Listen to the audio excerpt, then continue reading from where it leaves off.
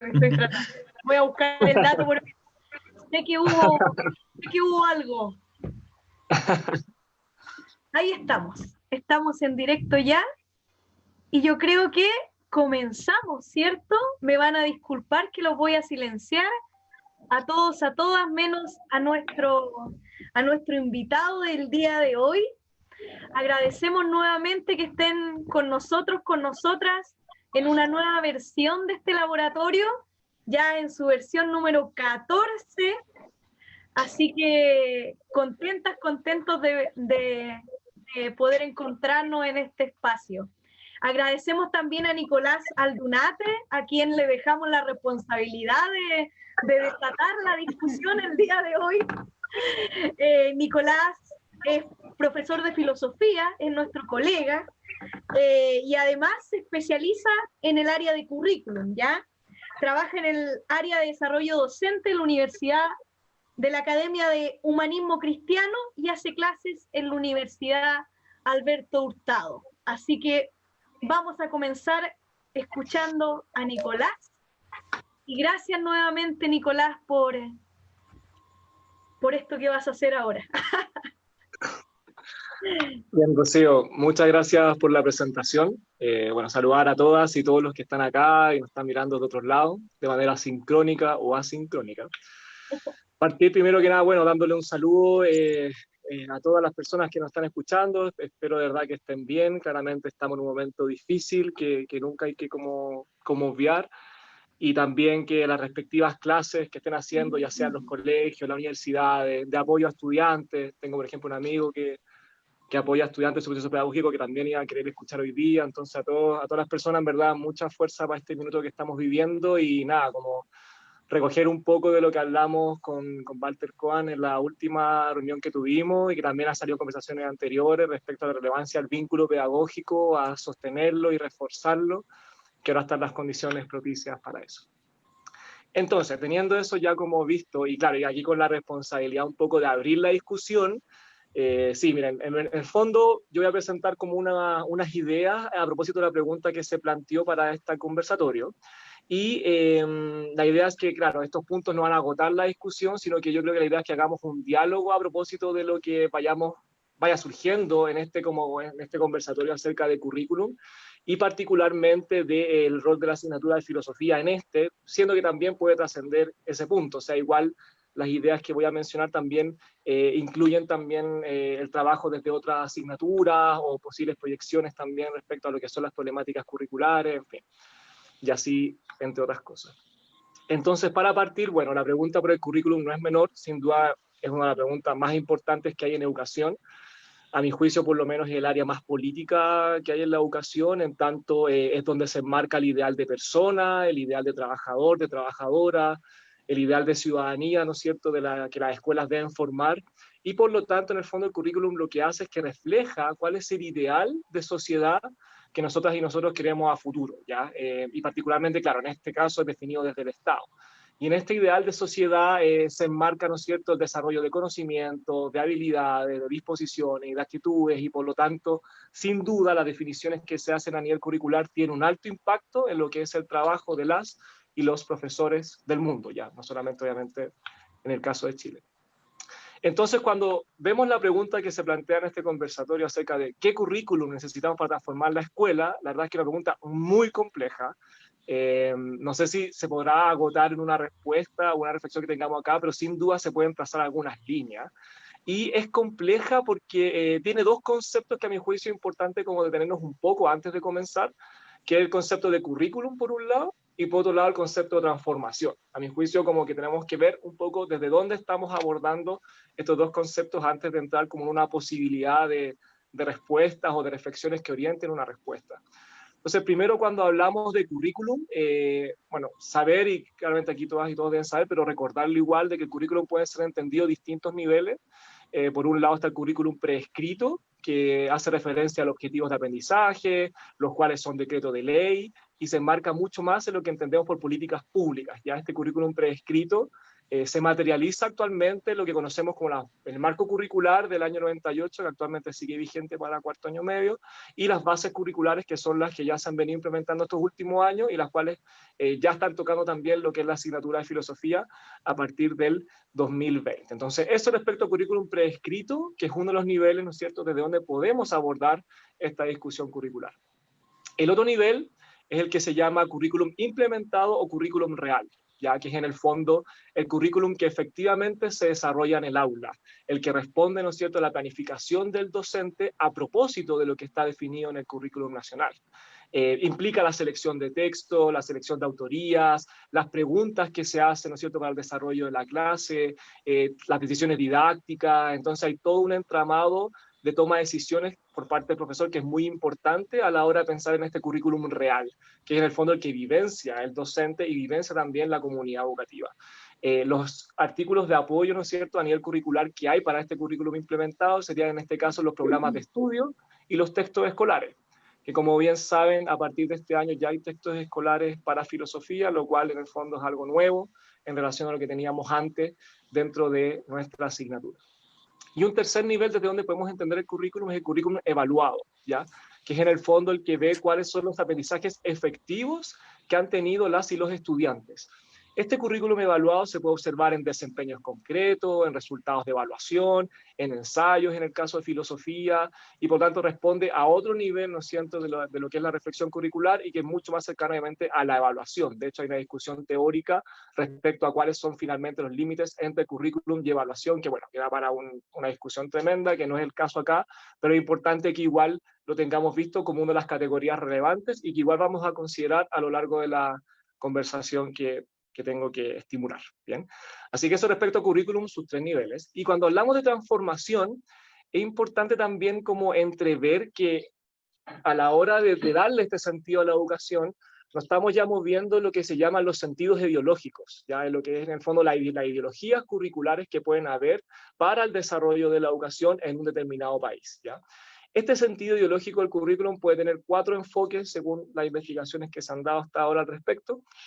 El primero tiene que ver con un enfoque más académico, que apunta al desarrollo del conocimiento disciplinar, el conocimiento de la realidad objetiva, donde un estudiante o la estudiante tiene un rol mucho más pasivo, ya que se asume que carece de los conocimientos que entrega la escuela. Entonces, uno como estudiante carece de estos conocimientos disciplinares y por lo tanto la escuela lo que tiene que hacer es aportarme estos conocimientos para yo empezar a entender el mundo de manera mucho más objetiva, con mucha más profundidad, con mucha más densidad conceptual, entre otras cosas. Esa es una orientación ideológica que tiene el currículum y que ha estado muy presente por lo menos en los inicios del currículum, ¿bien? Tenemos otro enfoque, otro sentido ideológico que responde a la eficiencia social, que hace referencia al desarrollo de herramientas, que pueden ser tanto conocimientos como habilidades, y también al desarrollo de subjetividades para que las y los estudiantes puedan después desenvolverse en el mundo del trabajo, ¿ya? Lo que se entiende por ideología de eficiencia social implica que el estudiante tiene un rol mucho más activo en relación a lo que es el enfoque académico, en tanto él está participando de este desarrollo de conocimientos y habilidades situadas, ya contextualizadas, pero se le asume también como un ser carente de estas herramientas y por lo tanto lo que hace el establecimiento es que le entrega estas herramientas al estudiante de manera que sean eficientes, que se inserten en el mundo del trabajo, que tengan las habilidades duras, las habilidades blandas y todo este como nueva terminología curricular que hay al respecto, muy centrado en el tema de las competencias, que hace tiempo que también está instalado en Chile, a pesar de que no esté el concepto escrito, ¿ya? O sea, no porque no esté el concepto escrito y competencias, no significa que no se esté trabajando desde un enfoque competencial, o se esté orientando el trabajo curricular hacia allá. Entonces aquí hay un tema que es importante y sin duda es un sentido ideológico muy presente en lo que se entiende, por ejemplo, las habilidades para el siglo XXI, en las competencias ciudadanas que promueve el Banco Interamericano del Desarrollo a través de la prueba internacional ICCS, en el caso de educación ciudadana. Entonces, este tema de eficiencia social tiene marcos de producción de realidad internacionales y que afectan a los países, y es lo que se llama en el fondo el problema de la performatividad en educación, de cómo los países también se ven asolados por estas tendencias internacionales curriculares y tienen también muy poco margen de elección. La tercera ideología, ¿no es cierto?, que también hay que ver, entrever a la hora de hablar de transformación, tiene que ver con la ideología centrada en el estudiante, ya en el desarrollo de experiencias y de oportunidades de autoconocimiento por parte del de los estudiantes, donde la validez del conocimiento pasa por la validez que este conocimiento tiene para el estudiante, ¿ya? Por lo tanto, acá el estudiante tiene un rol mucho más activo, se le asume como un agente que ya posee conocimientos muy valiosos y que en el fondo tiene que descubrirlos. Y aquí buenos expositores son, por ejemplo, lo que es el método Waldorf, el método Montessori, entre otras posibilidades, ¿no es cierto?, de estos enfoques mucho más centrados en la experiencia subjetiva y en el autoconocimiento de los estudiantes. Y por último, tenemos este enfoque, ¿no es cierto?, que es desde donde se plantea la pregunta que tenemos acá, que es la ideología de reconstrucción social o de transformación social, donde el centro está en el desarrollo de herramientas, que las herramientas en el fondo pueden ser también conocimiento, habilidades, actitudes, aptitudes también, para mejorar efectivamente la realidad que existe. Es decir, son herramientas que no son para yo solamente adaptarme al mercado laboral, sino son herramientas para yo transformar aquello que yo conozco como real y que me resulta problemático por determinadas razones o determinadas circunstancias, ¿ya? Aquí es importante que el enfoque de transformación social se trata de dar herramientas para que efectivamente se logren mejores concretas, no para hacer simulacros de que se transforma. Eso es muy importante, o sea, porque se puede agarrar mucho de simulacros de transformación y agregar en cualquiera de las otras ideologías y queda como el mono perfecto, pero mientras no tengas tú en verdad herramientas incidentes, no estás en el fondo efectivamente haciendo transformación social. En este caso, la validez del conocimiento pasa por visiones autorizadas respecto a cómo debe ser la futura sociedad, lo cual sin duda es un tema importante a debatir, porque finalmente es, ok, ¿quién es el que autoriza, ¿no es cierto?, cómo tiene que ser la sociedad? Que ahí sin duda hay un tema como a reflexionar y profundizar respecto a esta ideología. Y donde el estudiante claramente tiene un rol activo, ya se le toma como un agente de transformación, de cambio, y que obviamente tiene a priori conocimientos que son valiosos para el proceso de aprendizaje. Aquí exponentes, bueno, como ya saben, tenemos a Freire, tenemos a Giroux, tenemos a Michael Appel. En el caso de Chile tenemos a Rolando Pinto, que también es un investigador académico en educación que ha trabajado mucho este tema. Entonces, esto ya está presente hace tiempo en la reflexión en Chile acerca de educación, y es importante que lo veamos como uno de los caminos posibles, ¿ya? Porque finalmente cada una de estas 4 visiones o ideologías que acabo de mencionar encarna diferentes creencias acerca de qué entendemos por conocimiento, cuál creemos que es la naturaleza de las y los niños, ¿no es cierto?, del sujeto que aprende, cuáles son los componentes del aprendizaje escolar, cómo debe ser el rol docente en el caso de la enseñanza y el aprendizaje, cómo deben evaluar los docentes, es decir, hay una serie de implicancias y una serie de principios desde donde se parte para uno construir o delinear estas determinadas ideologías, ¿ya? Entonces, cada sistema tiene su propio marco valórico, su propia idea respecto a cuáles son los propósitos de la educación, su propio significado, ¿no es cierto?, respecto a ciertos conceptos. Entonces, sin duda, son áreas a profundizar, que no vamos a poder hacerlo acá, pero es importante que lo tengamos en el marco de discusión. ¿Y por qué es importante? Porque estas categorías, estas ideologías no son estáticas, ¿ya? Yo veo muy difícil que existan currículos nacionales que respondan a solo una de estas ideologías. Estas ideologías son en el fondo marcos formales que nos permiten entender el currículum de mejor forma a partir de estas posibles centralidades. Pero claramente los currículum tienden a recoger elementos de todas, o de 2, o de 3, y muy difícilmente se basan solamente en una, ¿ya? No sé si hay un currículum, o no sé si sería bueno que exista un currículum puramente transformador, por ejemplo, ¿ya? Desde el punto de vista de que igual tú necesitas trabajar para poder transformar después. O sea, tú no puedes solamente dedicarte a la transformación social, a no ser que seas millonario o tus papás te subvencionen como la vida mientras tú transformas, pero claramente igual trabajar es importante para tú después poder aportar a la transformación de la realidad. Entonces la reflexión acerca de cuánto de cada ideología debe recoger el currículum para que cumpla aquello que estamos pensando que debe cumplir, sin duda es un problema abierto, ¿ya? Y yo creo que las visiones puristas también atascan más que ayudan a avanzar hacia definiciones concretas del currículum, porque como les digo, son marcos de comprensión, no es como que haya un currículum puramente transformador, sino que tienen que ser capaz también de recoger otros elementos para poder insertarse en la sociedad actual o en la sociedad que viene, etc. Así que eso para partir respecto como a estos marcos desde donde se puede hablar tanto de currículum como de transformación. Y en el caso de lo que voy a proponer acá, estas 4 o 5 ideas, ya no recuerdo, que voy a como, compartir para estimular la discusión, es importante recalcar que yo voy a hablar mucho más desde el currículum prescrito, ya que es como mi área de especialización, Me parece que es importante hablar del currículum desde el área de políticas públicas, ya que mientras nosotros discutimos acá, por ejemplo, actualmente la CPC y el Consejo Minero están aportando recursos para que estudiantes técnicos profesionales puedan hacer sus prácticas de manera virtual, ¿ya? Y así asegurarles también cupos laborales en sus propias empresas. Entonces, mientras nosotros hablamos de esto, el currículum sigue operando y produciendo realidad educativa a nivel de políticas públicas, y nosotros en el fondo no estamos tampoco al tanto de lo que está pasando respecto a eso. Y sin duda, son cosas que afectan 100% la vida y la realidad de los estudiantes. Entonces, este marco de políticas públicas yo creo que es importante como rescatarlo, y va a ser un poco desde ahí donde voy a compartir las ideas. Y bueno, también compartir que, como bien aquí ya casi todos y todas deben saber, yo trabajé en currículum, trabajé 4 años en el Ministerio de Educación, 2 años en el gobierno Bachelet, 2 años en el gobierno de Piñera, y que fue ya suficiente. Y por lo tanto he podido participar de los procesos de producción curricular, y desde ahí la idea también es poder aportar con algunos de los conocimientos que uno toma como en esta experiencia, cuando uno es curriculista base, y en el fondo aporta con conocimientos técnicos a la hora de definir cómo qué se tiene que enseñar y qué no, ¿ya? Así que eso también como marco desde dónde voy a proponer estas ideas a continuación para dar este debate respecto a currículum. Entonces, yo creo que lo primero que hay que tener en cuenta a la hora de pensar en un currículum que efectivamente logre incidir en la producción de realidad educativa, sea académico, sea eficiencia social, sea transformativo, es que el currículum debe ser consistente con el sistema educativo en su conjunto. Y ese es un punto no menor, porque en el fondo tienes que tener un currículum que tenga coherencia, por ejemplo, con los sistemas de evaluación nacional. O sea, tú no puedes tener, por ejemplo, un currículum full transformador y a la vez tener el CIMSE y la PSU como los grandes bastiones, ¿no es cierto?, de la evaluación nacional. Es totalmente inconsistente, y por lo tanto ahí ya tienes un currículum trunco que no logra cumplir su objetivo por este marco de evaluación nacional. Tienes que tener un currículum consistente con las labores y atribuciones de la Superintendencia de Educación, obviamente.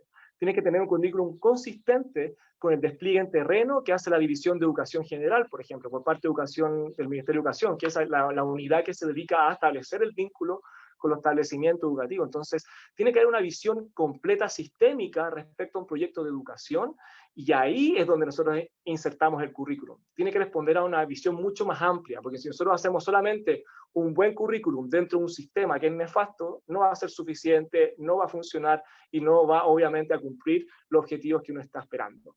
Por lo tanto, es importante avanzar hacia un proyecto país respecto a cómo queremos que sea la educación. Y eso implica desde el sistema de financiamiento hasta el rol de la agencia de calidad, el rol de la superintendencia, la evaluación estandarizada y, por supuesto, el currículo. ¿Ya? Entonces, hay que tener como esta visión de que si queremos reflexionar sobre este tema, y que efectivamente, como en algún minuto poder aportar a una definición concreta que avanza hacia donde queremos, hay que considerar el sistema educativo en su totalidad, ya que sin eso quedamos en políticas públicas bastante truncas, por lo menos en el área curricular. La segunda idea, a propósito de esto, es que a la hora de pensar en un currículum transformador, sin duda, la relevancia que toman las artes, la relevancia que toman las humanidades y las ciencias sociales, a mi juicio es fundamental para que un currículum efectivamente aporte herramientas para mejorar la sociedad, pensando en su carácter interpretativo, ya que es lo que aportan estas disciplinas, y no un carácter objetivista a la realidad. Claramente las humanidades, las artes y ciencias sociales no te vienen con absolutismo ni con esta es la verdad y no hay otra, sino que te permite a ti la interpretación y la capacidad de reflexión autónoma respecto a las problemáticas que estás viendo. Entonces, sin duda, estas áreas son importantísimas si pensamos en un currículum que mejore la sociedad, ¿ya?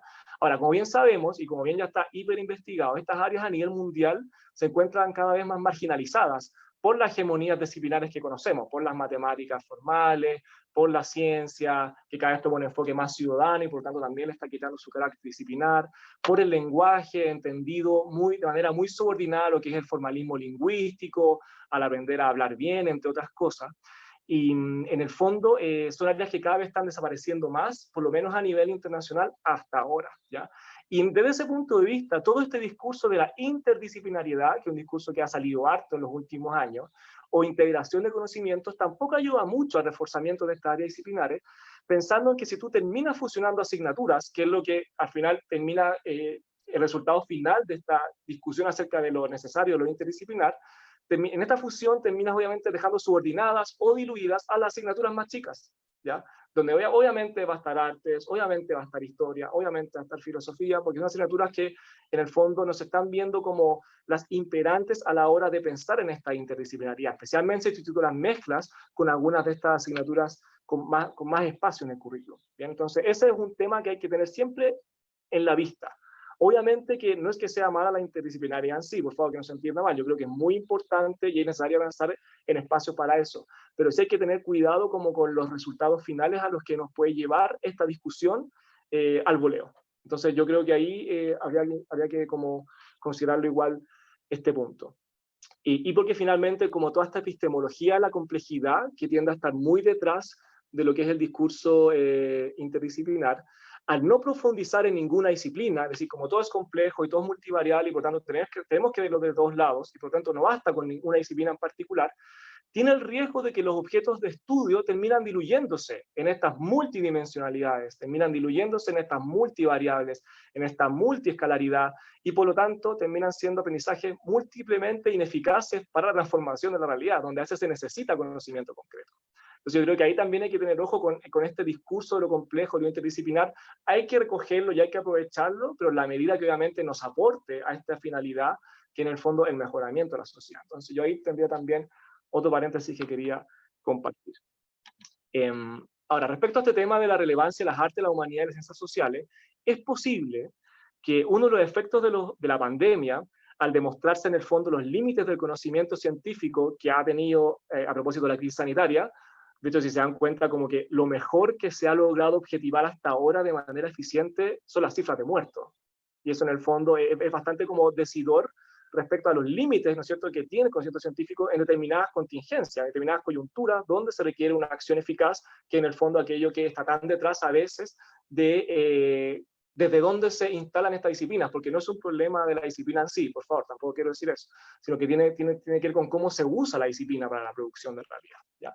Entonces, dados estos límites, ¿no es cierto?, que está teniendo el conocimiento científico, quizás sea hora de que se vuelvan a valorar las disciplinas que aportan a clarificar el sentido de la vida, el sentido de la experiencia, la necesidad y el sentido de la política, la necesidad y el sentido de la autonomía, de la libertad, del valor de las y los otros, en fin. Entonces ahí quizás haya ahora una posibilidad de revalorizar estas disciplinas que yo creo que son centrales y que si no es ahora, la verdad es que no sé cuándo. O sea, como que ahora en verdad hay una coyuntura histórica muy importante que puede como ser espacio para también potenciar el rol de estas disciplinas que son fundamentales si pensamos en mejorar la sociedad. Ahora, esta revalorización disciplinar debe expresarse en instalaciones concretas, ¿ya? No podemos valorarla mediante objetivos transversales, mediante solo principios de la ley general o enfoque de las bases curriculares, no, sino que la revalorización de estas disciplinas pasa por fortalecer la presencia de las asignaturas previamente tal que tienen esta disciplina o instalar nuevas asignaturas relacionadas con estas áreas, ¿ya? Porque en el fondo, en currículum, si no hay objetivos de aprendizaje relacionados con aquello que queremos potenciar, no hay avance concreto. El objetivo de aprendizaje es lo que te mide a ti efectivamente el avance, porque es el objetivo de aprendizaje lo que es ley, ¿ya? Todo lo que es transversal, lo que es como el enfoque, el propósito, como la volada, ¿no es cierto?, de fondo detrás, no es ley, no es decreto, y por lo tanto a la hora de tener que ser evaluado o a la hora de tener que ser exigido desde la Superintendencia de Educación, no vale, ¿ya? Es el objetivo de aprendizaje en el fondo lo que finalmente prescribe la producción de realidad. Entonces yo creo que ese es un punto importante también a considerar. ¿Y por qué lo recalco?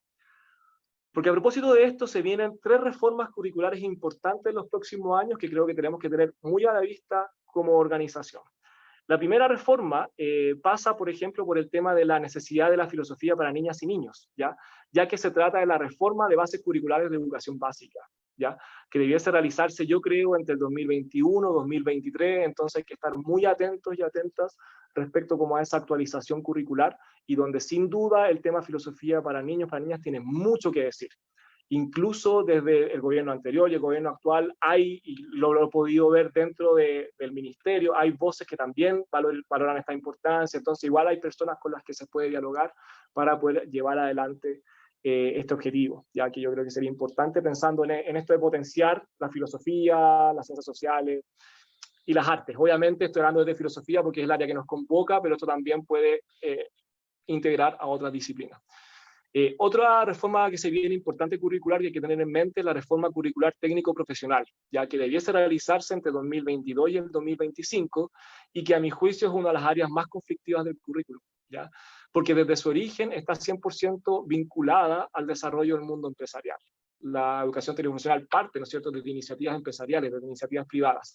Luego asume un carácter más público. Luego el Estado se mete a normativizarlo, pero esto parte de iniciativas privadas. Entonces, el currículum TP sin duda es fundamental, ya que ahí lo que se está formando es trabajadores comúnmente directos, ¿ya? Y ahí, sin duda, las humanidades tienen mucho que decir. Por eso, por ejemplo, la vuelta de filosofía al currículum TP, después que fue sacada en el año 2001, sin duda es una muy buena noticia para esto que estamos conversando y la pregunta que nos convoca en esta instancia. Entonces, ante esta reforma curricular que debiese ocurrir pronto, y que afecta a lo técnico profesional, también hay que tener ojo.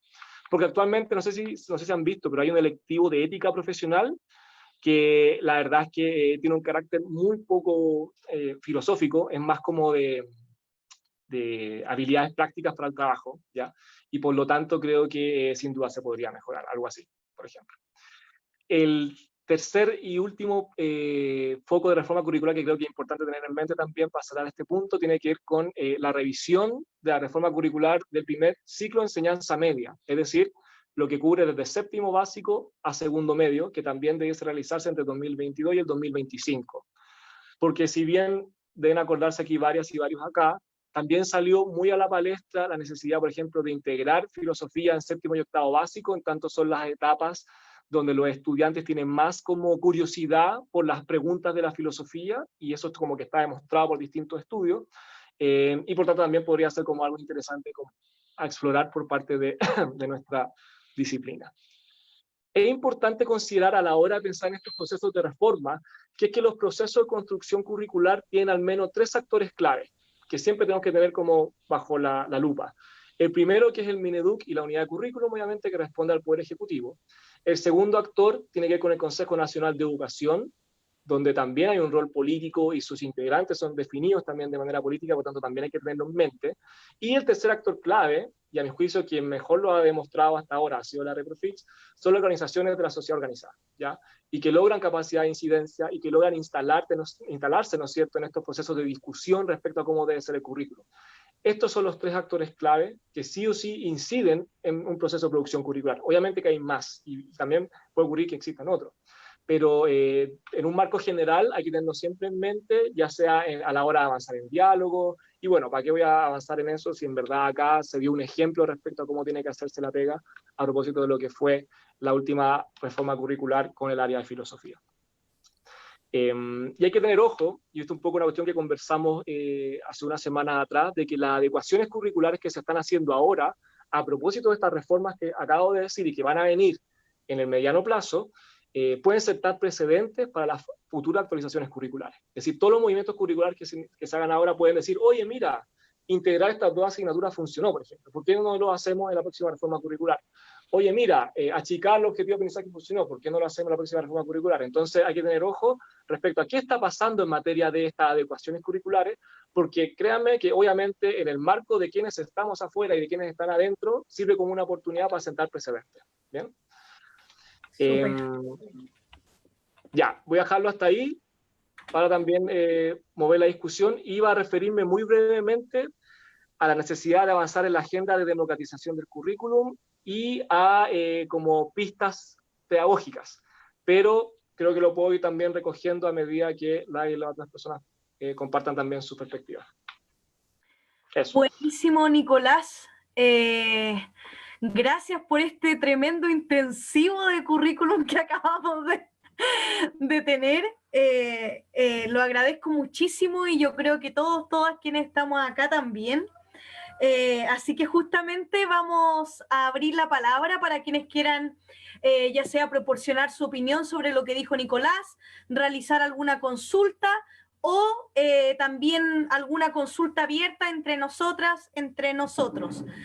Quienes quieran levantar la mano lo pueden ir haciendo y vamos a ir recogiendo impresiones, reflexiones para poder aplicar lo que Nicolás nos acaba de compartir.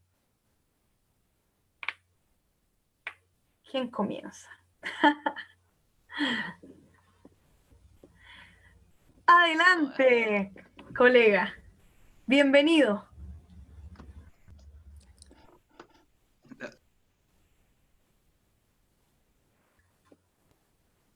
¿A quién le dio la palabra, profesora Rocío? A usted y ahí vendría Marcela. Ya, que no, tenía la vista del hablante, no tenía la vista de todo. Me salía el... yo quería hacer una pregunta al colega respecto a la distribución del tiempo que se entrega a cada área de aprendizaje. Por ejemplo, eh, históricamente ha ido cambiando. Hoy día, por ejemplo, tenemos la reforma que se da en los terceros y cuartos medios, donde se achica igual el tiempo que antes se dedicaba a lenguaje, a matemática, para poder darle paso también a la asignatura electiva y al ingreso de asignaturas que habían sido desplazadas. Entonces ahí creo yo que es importante igual dentro de la discusión, el debate curricular, es cuánto tiempo se invierte o cuánto tiempo se dedica a cada una de las asignaturas o áreas de aprendizaje. Eh, Porque como bien tú decías, en una parte hay asignaturas que se consideran como menores, como las hermanas menores del currículum y cómo se origina esto, porque igual en el fondo uno podría llegar a cierta hipótesis o poder, no sé, revisar algunos autores, pero en el caso chileno, ¿en qué momento, por ejemplo, y como me interesa como en términos históricos para ver también por qué se producen estos fenómenos? O sea, ¿en qué momento filosofía se empieza a achicar, achicar, achicar, o siempre fue chico en términos de tiempo invertido a la asignatura? Eso por una parte. Y lo otro, que existe también esa mirada del currículum oculto, que también es como una de las tendencias que existen dentro del pensamiento crítico. Entonces quería ahí a ver si es que podíais también señalar alguna idea respecto a qué se entiende por crítico en el currículum. Porque yo entiendo, yo hace una semana atrás comentaba que dentro del CPIP, acá en Chile existe el CPIP, no sé si las compañeras que son de otra, el CPIP es como el centro que administra hoy día varias áreas de la educación en Chile y una de esas es como la capacitación o la formación de profe. Y ahí yo tomé un curso de pensamiento crítico, pues yo les comentaba que ahí la noción de pensamiento crítico era muy como particular de ese curso, porque yo nunca había visto que el pensamiento crítico se redujera a la lógica, o a las falacias, o a los silogismos y ese tipo de cosas. Porque yo creo que el pensamiento crítico es algo más amplio que la mera lógica formal en términos retóricos. Esas dos ideas quería yo señalar. Súper Leo. Voy a recoger también a Marcela y a Sebastián y ahí le damos la palabra nuevamente a Nicolás. Así puede pensar también por mientras. Marcela, adelante, por favor. Ya. Mira, no, yo estaba reflexionando acerca de un elemento que tú, Nicolás, no lo mencionaste, no lo tocaste. Me gustaría saber qué piensas tú al respecto de si es posible un currículum transformador, pero en contexto de vulnerabilidad. ¿Ya? Porque es tan difícil, bueno, yo trabajo en un colegio con un alto índice de vulnerabilidad, se ha tratado de instalar un currículum diferente, de hecho, existe, ¿cómo decirlo?, mucho potencial. Los chicos que viven situaciones de vulnerabilidad tienen otra mirada, tienen otros elementos. eh, yo pienso que es factible trabajar por un currículum transformador en estos contextos, pero tenemos al mismo tiempo tantas dificultades en el tema del desarrollo de las capacidades, de lo básico, de lo cognitivo. Entonces, esa es mi pregunta. ¿Cómo ves tú la posibilidad, la factibilidad de un currículum transformador en estos contextos? Súper Marcela, muchísimas gracias. Sebastián, adelante.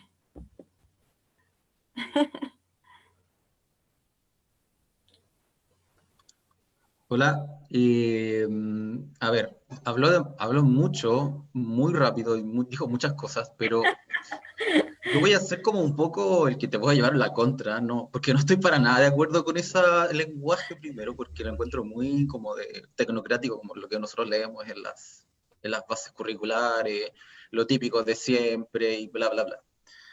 Eh, yo creo que no, yo creo que no sé si todos estamos entendiendo lo que vamos a tener por transformación y por currículum transformador. Porque cuando yo pienso en el currículum transformador, no sé, yo, por ejemplo, no puedo separar la adquisición de habilidades del trabajo y la transformación social, porque la transformación social implica mejorar las condiciones de vida de ciertos sectores que históricamente han sido oprimidos. Y eso implica todo, está todo conectado. Implican objetivos de aprendizaje, implican habilidades, implican valores, pero lo que yo pienso como transformador es generar una idea de currículum en su versión explícita, voy a decirlo así, como, y en su versión oculta, que permitan dotar de herramientas a estos sectores que nosotros trabajamos en escuelas, en sectores, ¿cierto?, donde lo que vemos son estudiantes de Cerro, en el caso de Villa del Mar y Valparaíso, con muchos problemas sociales. Entonces, cuando se piensa en el currículum, siempre se piensa desde arriba hacia abajo, y como tú bien dijiste, se piensa desde estos organismos internacionales. Entonces, ese currículum y esa forma de ver el currículum, de plantear el currículum, es como la Constitución. Yo lo veo como el currículum, como una constitución hecha por una determinada cantidad de personas, y hay técnicos que aplican el currículum porque según eso es lo que debemos lograr según no sé quién dijo eso. Entonces, yo creo que antes de hablar de todo eso, de organismo, agencia de calidad, bla, bla, bla y todo eso, tenemos que plantear y pensar el currículum desde una visión como más elemental todavía. ¿Para qué? ¿Para qué currículum? ¿A qué objetivo responde? ¿A quiénes va a servir? ¿Qué implicancia tiene eso para la vida de los estudiantes, para la vida de las comunidades? Y también, cómo ese currículum se hace más, no sé, como más vivo. Porque yo lo que observo del currículum, yo soy profesor de biología, y tú hablaste de la ciencia y todo eso. No sé, pues, ¿por qué se enseñan esas unidades? ¿Por qué se plantean esos objetivos de aprendizaje? ¿Por qué se plantea y se formula según eso, cuando muchas veces, por lo menos yo no hago casi nada de lo que dice el currículum? No enseño eso porque cada profesor cuando enseña su idea, su perspectiva de cómo se relaciona con ese conocimiento, mi interpretación de lo que yo siento que es la biología, y cómo eso puede posibilitar o no ciertas transformaciones en mi estudiante. Y eso es el currículum desde la visión del profesor y de la escuela. Entonces, todo lo demás que se plantea desde arriba con normas, reglas y regulaciones responden a otra lógica. Tenemos un currículum, y están las comunidades educativas, y es una tensión constante. Entonces, ¿cómo vamos a pensar el currículum? ¿Qué utilidad, en qué nos aporta este currículum de la forma que actualmente se ha creado, se ha organizado? ¿Y cómo podemos, por lo menos mi pregunta es, cómo plantear desde ahí? Yo creo que tiene que ser construido colectivamente. O sea, yo creo que los profesores tienen que organizarse, los profesores de biología de las distintas asignaturas, plantear un currículum según la visión que nosotros y el conocimiento experiencial que nosotros tenemos en nuestras prácticas pedagógicas, y a partir de eso plantear algo y poder disputar de realmente algo y generar algún tipo de ganancia o ventaja para las comunidades, porque así tal cual está el currículum, es una repetición de todos los años lo mismo, el mismo resultado simple, bla, bla, bla, y todo eso. Y eso.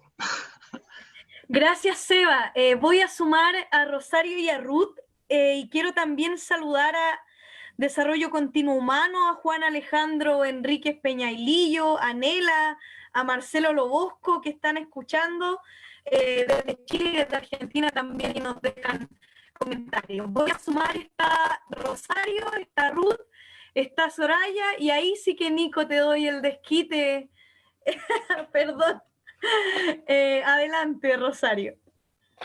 Sí, igual yo voy a hacer más aguafiesta que todo lo que se ha dicho, porque en verdad creo que es imposible pensar un currículum transformador si no hay un Estado transformador. Pues mientras el currículum esté al alero de una institución estatal, ¿cierto? Y sea una cuestión de ese tipo, la educación que tenemos en la mayor parte del mundo, así lo es, ¿cierto? La educación pública sobre todo depende de un estado, po, y como el currículum es ideológico, obviamente para tener un currículum transformador tiene que haber una transformación social completa. Ahora, lo ilusorio es creer que todo lo que hacemos nosotros en la escuela puede llegar a ser transformador cuando eso se puede transformar en una carga tremenda de trabajo, porque nosotros no somos ni monjas ni curas que estamos ahí tirados a la vocación de hacer una educación transformadora, sino que somos trabajadores y trabajadoras. Entonces ahí quizás nosotros, no sé, los que no tenemos hijos, los que tenemos más tiempo para cambiar el currículum que nos entrega el ministerio, o que hicimos algún posgrado, o que tenemos mayor habilidad con lo que aprendimos, estudiamos en una universidad más progre, en fin, pueden haber muchas circunstancias, te permiten moldear un poco más el currículum, pero hay gente que no tiene tiempo, po, que baja incluso la guía que está en el propio como en el propio currículum o manual, o usa solo el libro de clases. ¿Cuántos profes usan solo el libro que se entrega para hacer clases? Y no se están preguntando si van a pasar la Segunda Guerra Mundial de otra forma, ¿cachai? Como, y hay que ser súper poco, o sea, hay que ser honestos en esas cosas también, porque entre nosotros podemos como pintar un mundo de una forma y no es necesariamente así. Se estudió muchos años pedagogía a distancia, universidades muy malas y no acreditadas también dieron pedagogía. O sea, el sistema neoliberal da para cualquier cosa y también da para cualquier profe, digamos. Entonces ahí como creer que el currículum transformador solo depende como de la pega que hagamos nosotros, creo que es cargarnos una responsabilidad de héroes que ha destruido harto la pedagogía, ¿cachai? Que es como esta cuestión que hace el ministerio, pues nos entrega este manual para la salud emocional y el estrés de los profes, diciéndonos básicamente que estar bien depende de nosotros y que ese estar bien me va a permitir rendir más, pero en ningún caso estar mejor. Yo creo que uno tiene que entender que la educación es política y como la educación es política depende de un aparato del Estado. Los procesos curriculares alternativos en este país y en el mundo o en Latinoamérica han ido por fuera, ¿cierto? Los proyectos de educación popular, de pedagogías críticas, en fin. Y esa pega, yo puedo dar el ejemplo de la Reprofits, nosotros llevamos como 3 o 4 años tratando de sacar nuestro programa de filosofía. No es una pega que se hace de un día para otro. ¿Y por qué no lo hemos sacado? Porque no tenemos tiempo, básicamente, y no tenemos todas las habilidades que necesitamos para hacerlo. Entonces yo creo que ahí hay que entender como más la disputa política como a corto, a mediano y largo plazo que tenemos en relación al currículum. Y en verdad esta no es una pregunta para el Nico, es algo que yo pienso nomás, como en el fondo creo que democratizar el currículum, exigir al ministerio que nos podamos sentar como se sentó la Reprofit a decir qué quiere que se enseñe en filosofía y qué quiere que no se enseñe, son cosas que hay que hacer. Y creo que a mediano plazo hay que hacer otras cosas, como derrocar a la derecha y elegir un gobierno distinto, y a largo plazo y así. Pues. Si no, es muy difícil querer transformar un currículum de otra forma, porque creo que caemos mucho en esta ilusión de que nosotros somos los superhéroes de la educación y hemos visto en esta tragedia que depende de muchas más personas que las cosas funcionen.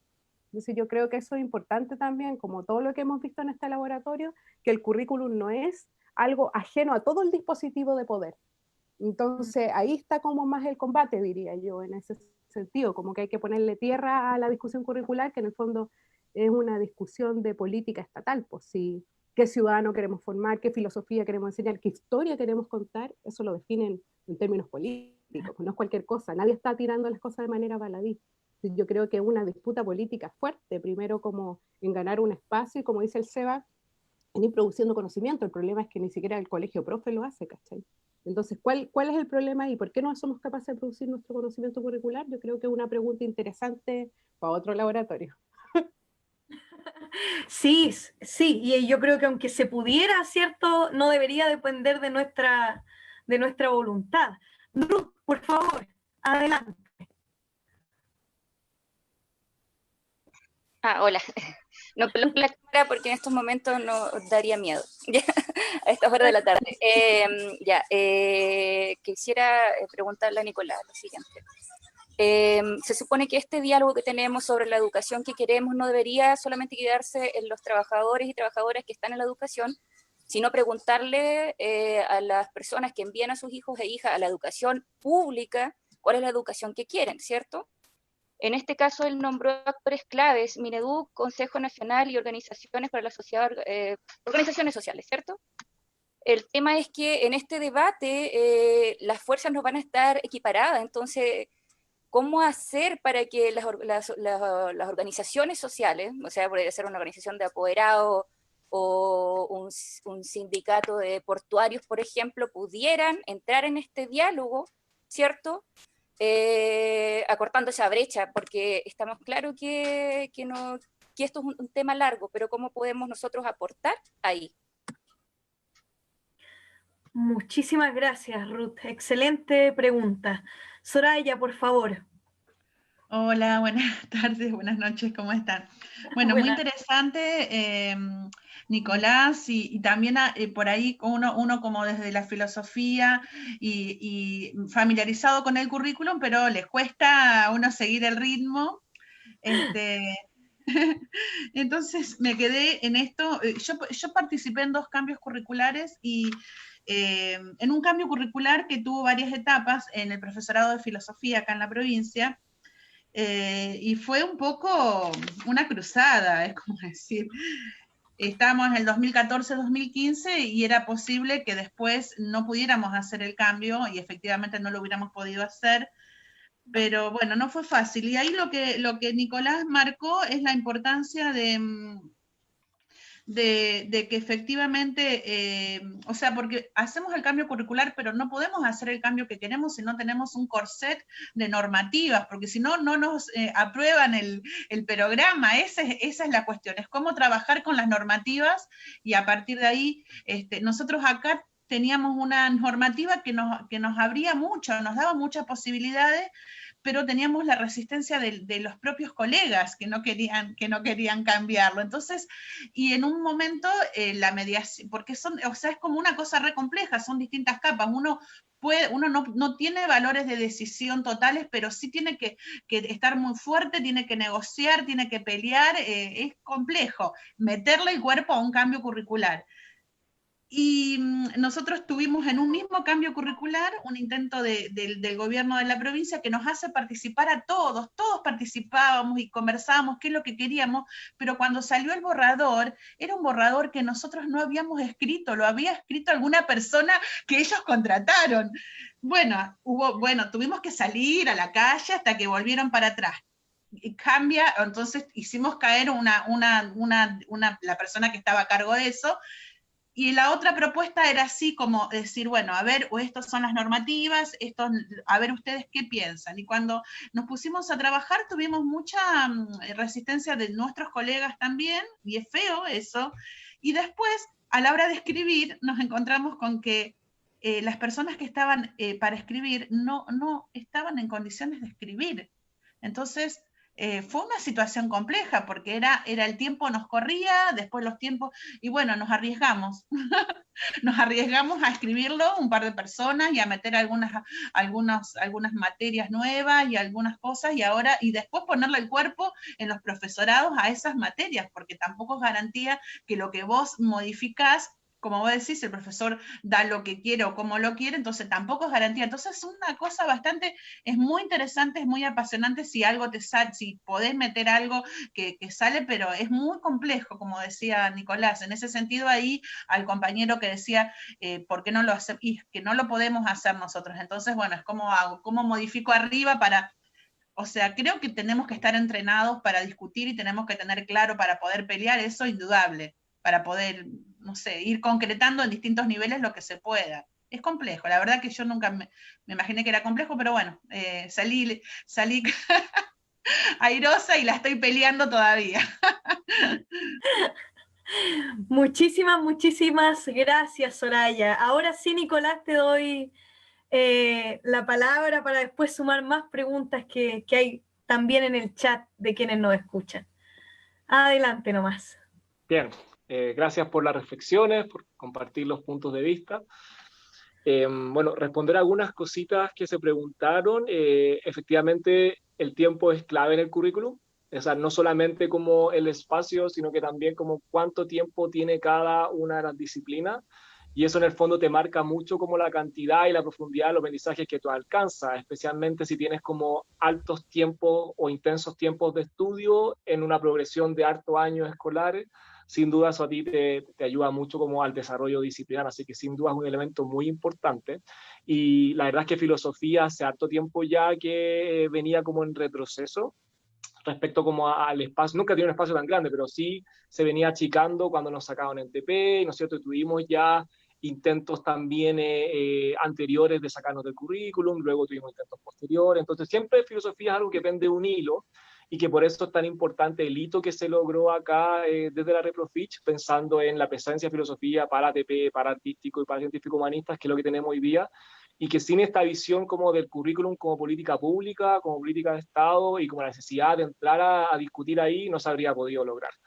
Así que como eso respecto a ese punto. Las otras palabras me parece que hacen mucha relación como con la parte que me faltó compartir, porque sí, creo que me alargué mucho como en las primeras. Y es que frente a la pregunta, por ejemplo, de si es posible como generar instancias de transformación o de aprendizajes que orienten la transformación social en contexto de vulnerabilidad, respecto a esa pregunta y respecto también a la necesidad de cruzarlo con una línea didáctica, ¿no es cierto?, de la reflexión en el aula, que es en el fondo como una de las partes que me faltó en la exposición, porque como currículum tiene distintos niveles, lo quería ver en cada uno de los niveles, como a nivel macro, a nivel de implementación, y el nivel de evaluación lo iba a dejar como un poquito más de lado. Pero a nivel de implementación, entonces voy a responder esas dos cosas como a propósito de cuáles pueden ser los posibles como desarrollos más didácticos, ¿no es cierto?, desde una mirada más de transformación social.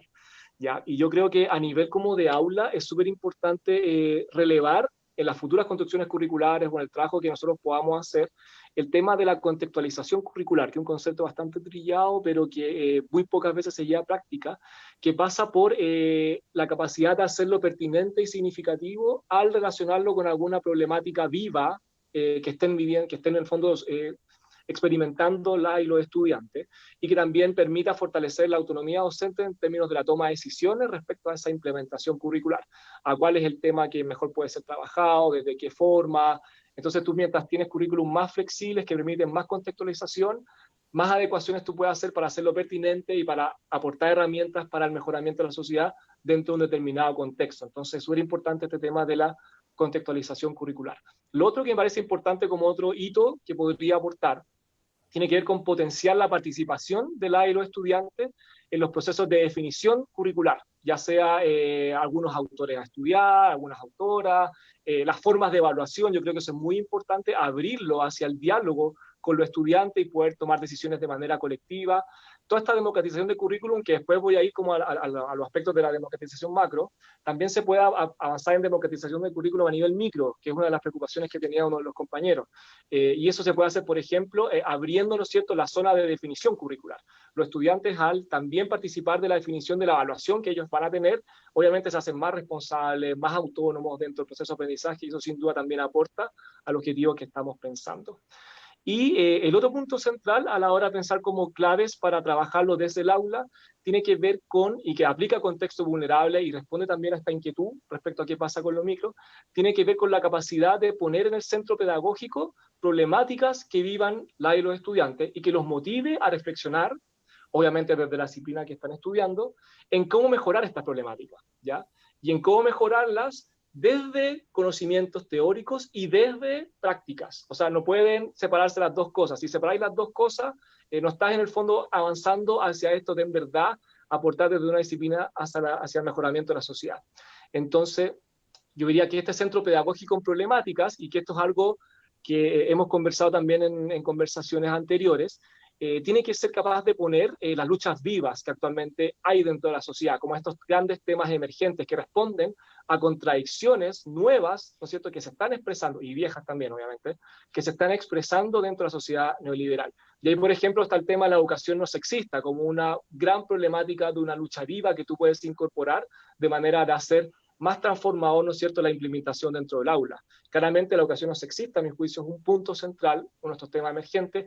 El otro, que también no puede ser dejado de lado, tiene que ver con el cambio climático y el inminente desastre socioambiental que probablemente vayamos a vivir a propósito de la sequía y entre otras muchas cosas que están estudiadas y que creo que también es pertinente, especialmente desde las ciencias, que se puede trabajar a propósito de lo que estamos conversando. Otro tema igual de importante, el aumento de la pobreza, de la desigualdad, a propósito del coronavirus, de la concentración de la riqueza, sin duda también son problemáticas que viven los estudiantes y desde donde se puede también hacer contextualización curricular. La inteligencia artificial y el reemplazo de las actividades intelectuales, la robotización y el reemplazo de actividades manuales, el reencuentro, por ejemplo, con el cuerpo, la necesidad de reencontrarnos con nuestro cuerpo y con, en fondo, instancias de autoconocimiento a propósito de la importancia de la salud mental. Creo que también es uno de los grandes déficits que hay en el currículum y que son como conocimientos necesarios para avanzar hacia un mejoramiento de la sociedad. Entonces, ahí tienes muchas como temas o luchas vivas desde donde uno puede contextualizar el currículum y de esta manera también orientarlo hacia instancias de desarrollo de aprendizaje para la transformación. ¿Bien?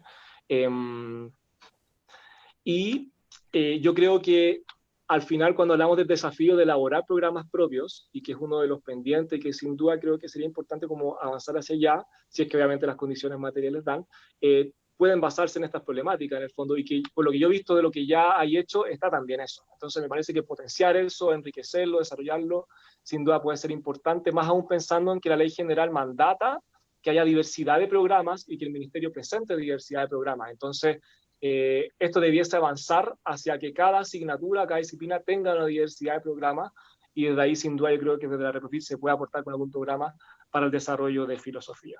Y para cerrar, respecto al tema de la democratización del currículum, que responde también a esta pregunta respecto a cómo hacer para que las organizaciones sociales en el fondo puedan entrar en el diálogo. Aquí yo noté algunos puntos que no alcancé también a compartir y que a nivel macro yo creo que hay 3 puntos centrales. El primero, y desde dónde se puede aportar como organización, el primero a evaluar los criterios de selección de quienes componen el Consejo Nacional de Educación, porque si bien es importante tener el control del Estado, que es lo que señala Arroyo, en lo que estoy 100% de acuerdo, como que haya un Estado en el fondo transformador, también es importante que como que este organismo que funciona como un tribunal constitucional también tenga como participantes que sea elegido bajo criterios mucho más transparentes, mucho más democráticos, y que no respondan solamente al poteo político. Me parece que hay un tema importante como para avanzar en democratización. El otro tiene que ver con la transparencia respecto a los procesos de producción curricular, porque hasta ahora no hay un oficio, no hay un reglamento que defina el paso a paso y la toma de decisiones respecto a cómo se construye el currículum. Y eso sin duda podría ayudar en el fondo a transparentar el proceso considerando la relevancia pública que tiene. Y dentro de este como reglamento u oficio que se puede hacer para la producción curricular, sin duda el aseguramiento de instancias de participación incidente, de organizaciones sociales, de actorías claves, puede también ser parte del proceso, y ahí se podría concretar, pero claramente, claro, para poder avanzar hacia allá hay todo un trabajo previo político muy importante que hay que hacer, pero sin duda el avanzar hacia un proceso mucho más transparente, mucho más público y mucho más democrático es una de las como máximas necesidades si queremos avanzar hacia un currículum que de verdad aporte como al mejoramiento, especialmente pensando en lo importante que es la voz de y los profesores para su construcción, y que es algo que es una deuda tremenda, histórica, y que si no nace desde la organización social organizada, difícilmente van a ser desde el Estado. Entonces también ahí la responsabilidad recae como en quienes estamos afuera. Así que eso para cerrar la respuesta. Muchísimas gracias, Nicolás. Tengo a Pía, Sebastián, pero antes me gustaría leer algunos comentarios que de la gente que nos está escuchando. Por ejemplo, Nela comenta, dice, creo que hay una distancia tremenda entre el quehacer docente en el aula y todo este aparato técnico y político burocrático. Desde mi parecer, quienes piensan la docencia en general no la ejercen, y esto tiene de consecuencia currículum, políticas públicas, paradigmas educativos, llámese como quiera, que hablan de un sujeto docente irreal, sujeto alumno irreal y un espacio irreal. A los docentes se nos trata como sujetos pasivos que debemos meternos en un chip, y apenas alcanzamos a internalizar algo y cambia la moda de lo que se debe hacer como docentes. También nos está escuchando Gonzalo, quien tiene una pregunta. Dice, si el currículum no depende solo de actores educacionales y depende de otros organismos como los que mencionaste, tanto mundiales, FMI, Banco Mundial, la OCDE, ¿cuál es la utilidad de la filosofía para esta nueva reforma? ¿O esta utilidad queda atrapada para las utilidades neoliberales? Pensando en el currículum prescrito. Y Rodolfo dice, a partir de lo que se ha dicho, me parece importante relevar la cuestión curricular como bandera de lucha. Si observamos las luchas políticas y sociales en general, no exclusivamente, se reducen a lo económico como cuestión de fondo. Esto es particularmente cierto en el ámbito educacional. Es como si quienes queremos transformaciones estuviésemos colonizados formalmente por una visión economicista de la vida. Y ahí estaría bueno también rescatar lo que preguntaba Rosario delante, ¿cierto? Si es posible un currículum transformador sin un Estado transformador. Y yo te sumaría a esa pregunta otra más y más específica, si es posible un currículum transformador centralizado incluso en un Estado. ¿Cómo puede el currículum dejar espacio para lo emergente? Eso. Tengo a Pía, a Seba, a Leo. Pía, por favor. Ahí sí. ¿Hola? ¿Se escucha? Sí, perfecto. Sí, bueno. Bueno, buenas tardes a todas, todos y todes. Bueno, agradecer el espacio, agradecer la experiencia que nos comparte Nicolás. Me parece siempre interesante saber cuáles son los tejemanejes que ocurren al interior del ministerio, que siempre es un misterio, aparentemente, ¿no? Bueno contar con esa experiencia y la mirada, la entiendo desde ese lugar, digamos. Pero sin duda no me deja de, más que una pregunta tal vez a Nicolás, es una reflexión que quisiera compartir respecto de la tremenda, anoté algunas cositas por acá, la tremenda brecha entre quienes definen el currículum y lo implementan, un poco en la línea de los comentarios que recién estaba leyendo Rocío. Y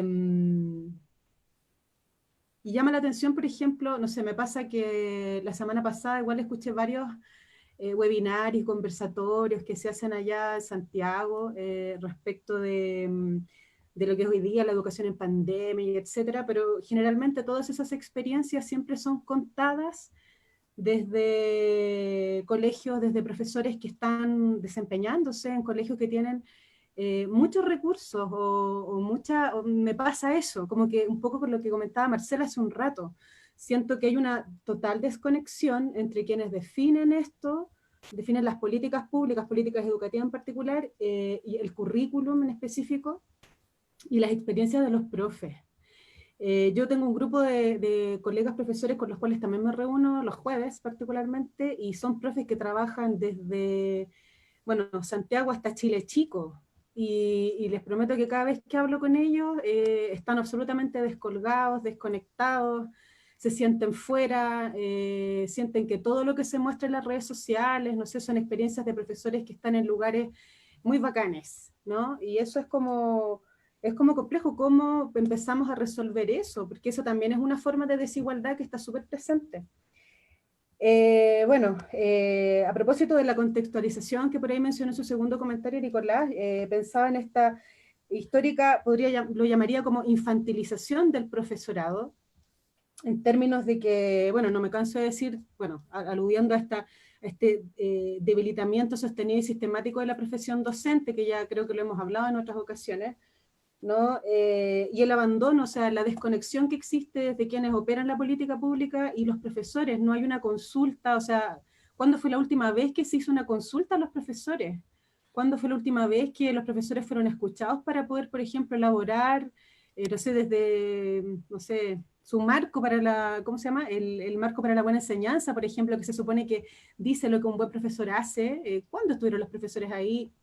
No lo sé. Y esta histórica infantilización del profesorado que también va ligada, creo yo, con esta precarización como trabajadores que tenemos, ¿cierto? Que producen un trabajo inmaterial que no es posible de medir tan fácilmente por el dispositivo neoliberal, y creo que eso también hace más difícil nuestra participación ahí en esa disputa por el currículum, ¿no?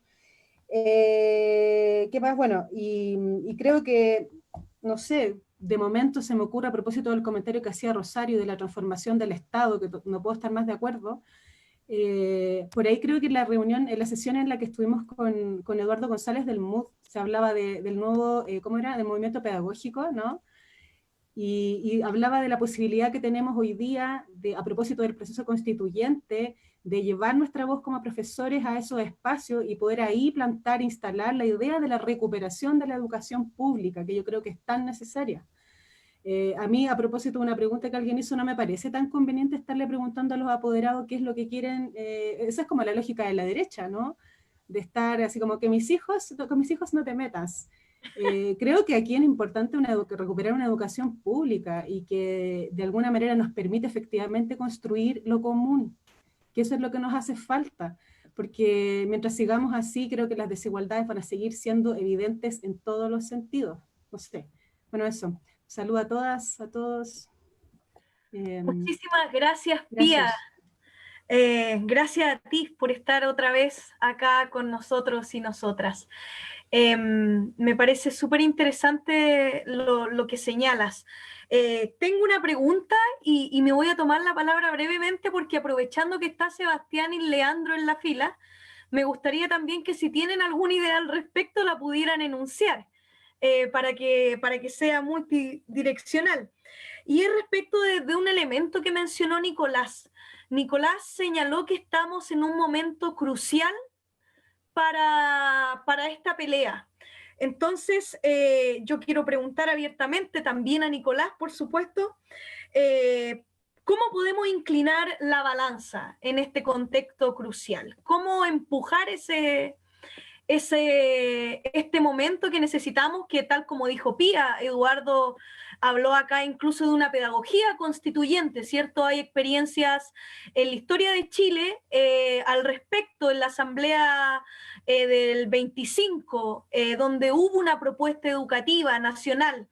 Entonces, ¿cómo podríamos, qué se les ocurre a ustedes, tanto desde lo formal como no, para empujar esa transformación que parece que, como dijo Nicolás, ahora o nunca? Sebastián.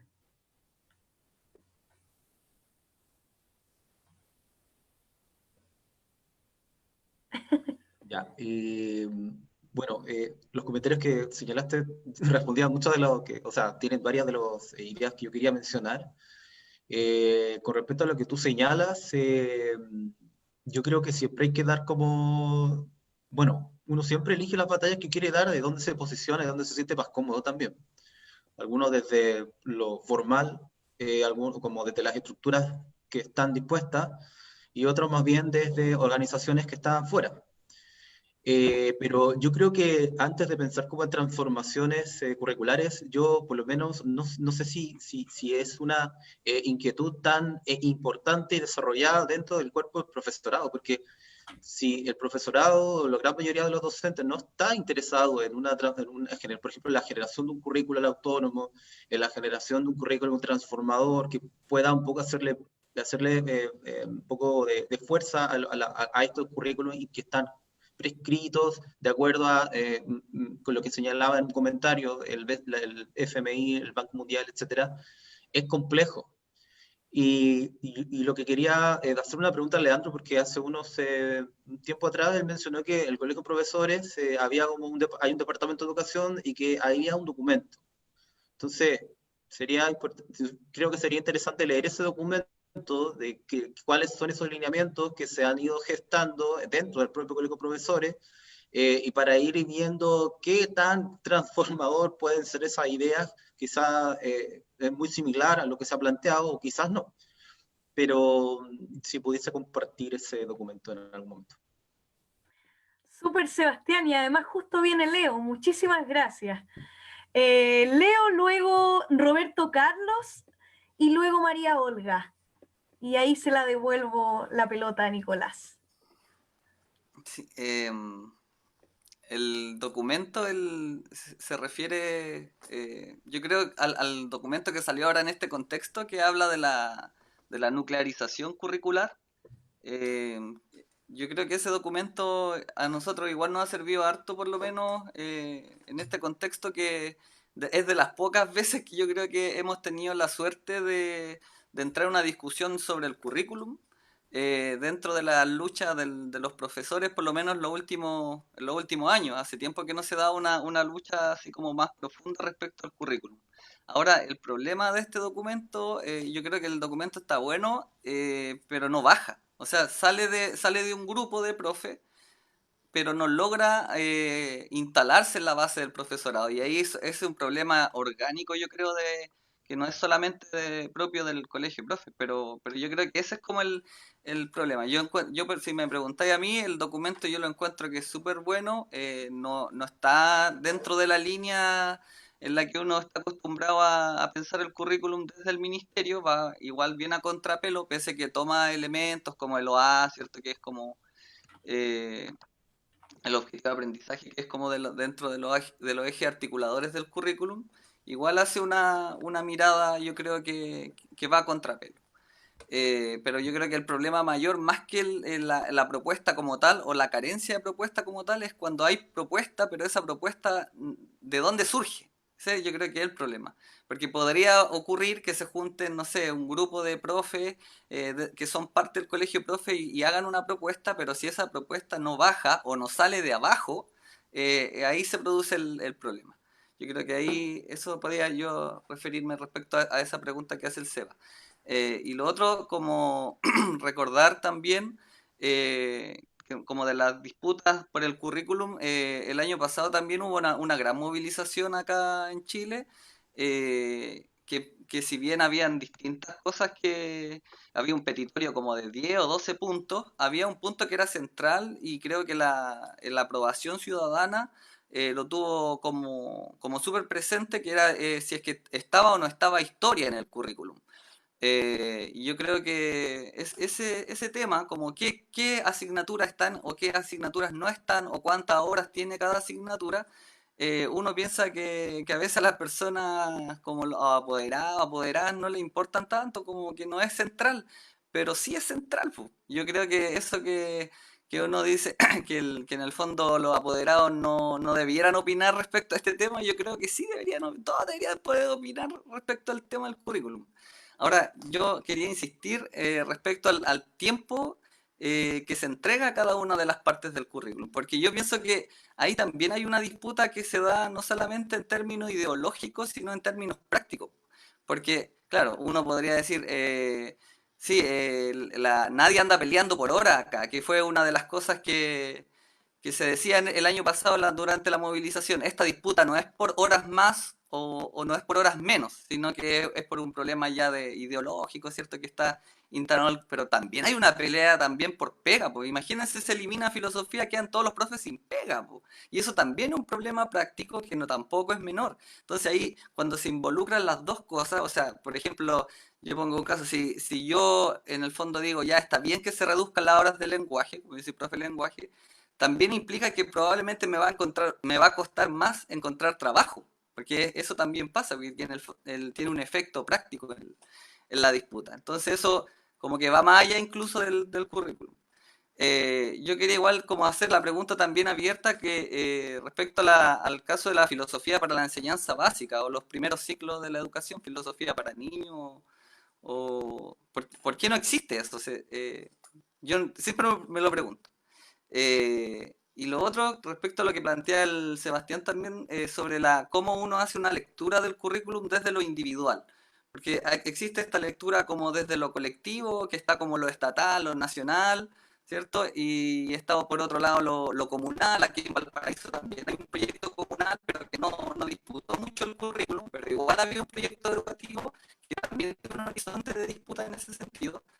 No llegó a ese puerto porque todavía no tuvo el tiempo suficiente para el desarrollo, pero era parte del programa. Entonces, yo creo que está como lo nacional y como lo territorial también, y por otro lado, la lectura que uno hace desde su propia aula, porque uno igual inevitablemente dialoga con lo estatal nacional o con lo territorial, comunal, ¿cierto? Y con la propia escuela, porque la escuela también tiene un proyecto de educativo que también tiene una marca en el currículum. Entonces, hay distintos niveles, ¿cierto? Estas distintas capas, pero también, ¿cierto? Estas capas van generando un diálogo. Entonces, no es que uno solo va a inventar el currículum desde su individualidad, o que se va a copiar tal cual me viene desde arriba, sino que hay un diálogo constante en esta red de capas. Y lo último que quería señalar respecto al desarrollo del pensamiento crítico. Yo igual me gustaría, como si es que ustedes pudieran desde la filosofía, porque igual yo entiendo que en el currículum hay una mirada de lo que es el pensamiento crítico en el currículum chileno. Quería ver cómo lo ven ustedes como profes de filosofía. Eso. Muchísimas gracias, Leo, por la interpelación. La sumo a también, dado que Rosario pidió la palabra y también podría aprovechar de referirlo después de María Olga. Soraya también nos pregunta respecto a la primera reforma curricular y a la necesidad de filosofías para niños en la educación básica. ¿Se implicaría algún tipo de formación de los maestros o espacios con participación de especialistas? Y si el profesorado de filosofía en Chile tiene esa formación. María Olga, le doy a usted y ahí Rosario. Dele nomás. Ahora sí. Hola, hola. Ya, bueno, era eso de lo que iba a hablar, pero voy a aprovechar de responder. No, el profesorado en Chile de filosofía no está preparado para hacer clases de filosofía con niños, no está preparado para enfrentar una sala de enseñanza básica, al igual como tampoco está preparado para sobrellevar los electivos nuevos. Pero bueno,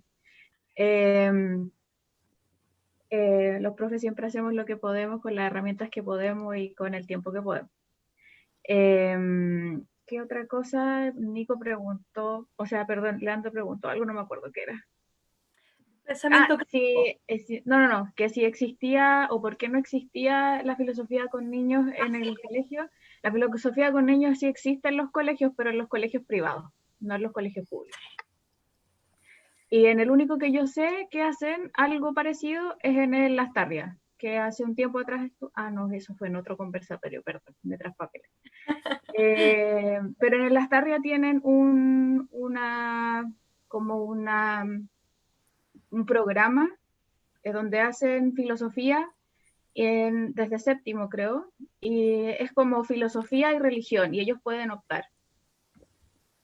No conozco otro colegio público que haga filosofía con niños. Quizás haya, ojalá que haya, pero por lo que yo sé, la gran mayoría de los colegios privados son los que tienen filosofía con niños. Voy a pasar la pregunta sobre el pensamiento crítico porque quiero hablar de lo que quería hablar, para que la responda la Rosario. Más que nada, más que hablar sobre el currículo, mi perspectiva, yo creo que está un poco de más porque coincido y estoy en contra de muchas de las cosas que se han dicho aquí, creo que me voy a alargar mucho. Pero quiero contarles más que nada una experiencia que tengo trabajando con la red de escuelas por innovación en la evaluación, donde yo sé que me voy un poquito por el costado, pero voy a volver a correr. Esta red básicamente lo que hace es reunir escuelas que quieren eliminar o ya eliminaron las notas en enseñanza básica. Trabajamos en este proyecto con alrededor de 7 escuelas a lo largo de Chile. Tenemos un conversatorio el miércoles, les voy a dejar el link en el chat.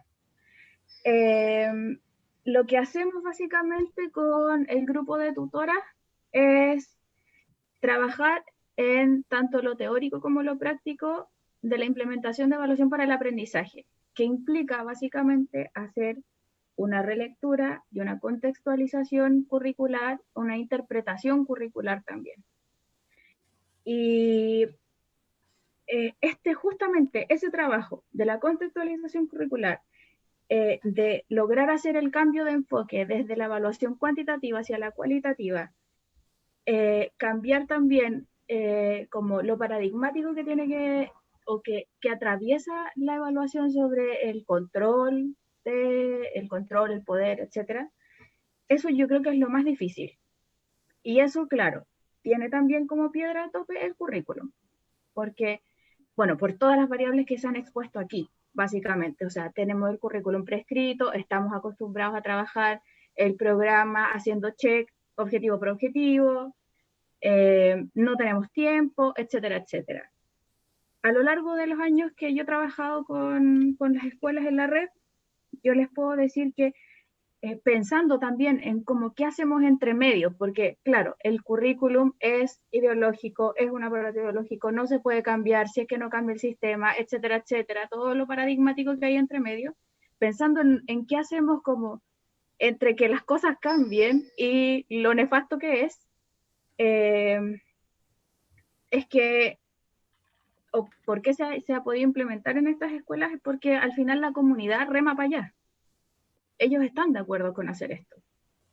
Y también los equipos de gestión y los profes se toman el tiempo para pegarse estas reflexiones que son difíciles, que implican mucho tiempo, que implican convencer a los apoderados, por ejemplo, porque los apoderados, si ellos no ven una nota, no creen que su hijo no está aprendiendo, básicamente.